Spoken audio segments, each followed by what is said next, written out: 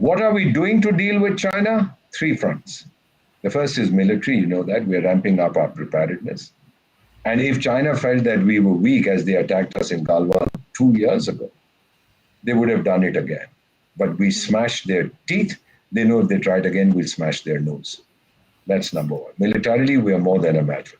Keep hearing these retired generals and admirals and air marshals say, oh, they're doing this and we should do this and we should. Look, go away. Give me a break. We are doing what we have to.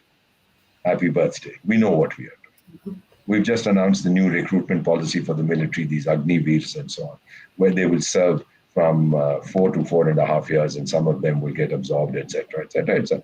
It's a very, very exciting new policy. Second, we're dealing with them financially, economically. You may not see the impact immediately because when you've been in bed with a fellow for 30 years, then the divorce doesn't come in 30 days. It takes 3 years.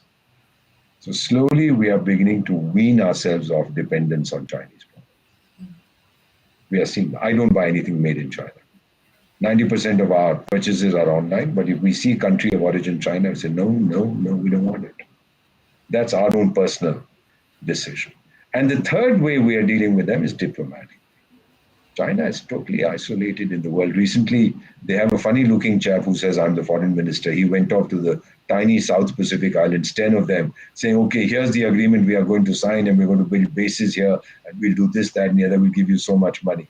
So, and then he went off to Fiji and said, okay, guys, let's have a virtual meeting. When will you, the Chinese had already signed the memorandums of understanding. So when are you guys going to sign? So the 10 Pacific Island states, led by Fiji, which is one of the larger ones, said, no, buddy, we're not signing. We don't want you running around here. So then the poor Chinese ambassador in Fiji was asked, I saw him on a television channel saying, didn't this flop, your whole idea? No, you see, it didn't flop, but the point is it wasn't successful. But that doesn't mean it was a flop, because the Oxford Dictionary says if it's not successful, it's not necessarily a flop. But don't worry, they have at least kept the paper with them. That's a great victory for China. Now, the poor man is reduced to this kind of nonsense. I feel sorry. I wouldn't want to be a Chinese diplomat today when I have to defend the indefensible. So militarily, economically, and diplomatically, we have totally contained China. No, they'll keep making noise, going around in the South China Sea, flying a few aircraft into Taiwan's airspace, etc., etc. Had they wanted to take Taiwan, ma'am, they would have done it long ago. They would have done it in 1949.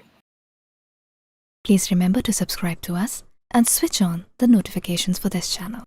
For our other social media links, more content, and to support our work, please visit citti.net. Dhanyavad. Namaskar.